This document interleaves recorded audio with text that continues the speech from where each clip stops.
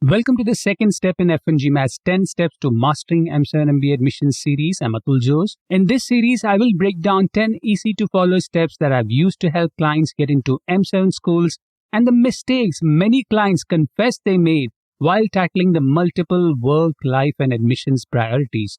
So the second step is to start early with GMAT Prep and pivot to GRE after second attempt. We used to write tutorials on Mastering the GMAT. We still have a version of Reading Comprehension and Critical Reasoning guides in F1 GMAT store. But a trend that could be the side effect of our diminishing attention span across ages is a lack of endurance or attention to sit for 2 to 3 hours and complete a task. GMAC, the organization behind GMAT, had to shorten the test to focus edition, which is much more manageable in terms of completion rate. We often quote studies on the impact of sitting for too long, or the diminishing return of working on a task without a break, or the 20-minute work, 10-minute break techniques.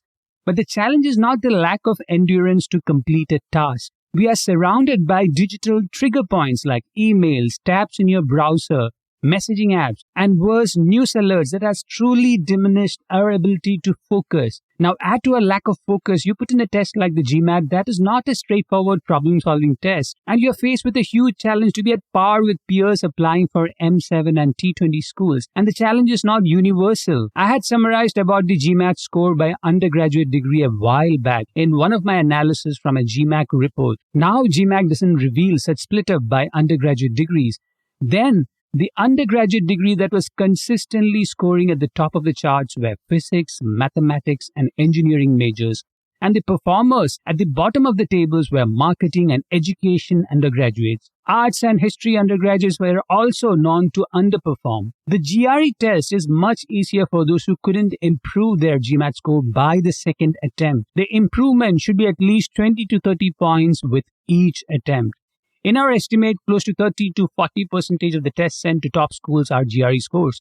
So if your score doesn't improve after the second attempt, switch to GRE. A big mistake applicants make is to delay the test date for the GMAT. For round 1, ideally the test date should be July 2nd week. This will give you at least 1 month to pivot to GRE after a second attempt, a week or 2 after the first attempt. August could be the month you could tackle GRE prep and application essays for select schools 1 to 3 for round 1 MBA application and the rest for round 2. If you're applying for round 2, GMAT should be attempted latest by October 2nd week. A retake by last week, and pivot and preparation during the month of November for the January deadlines.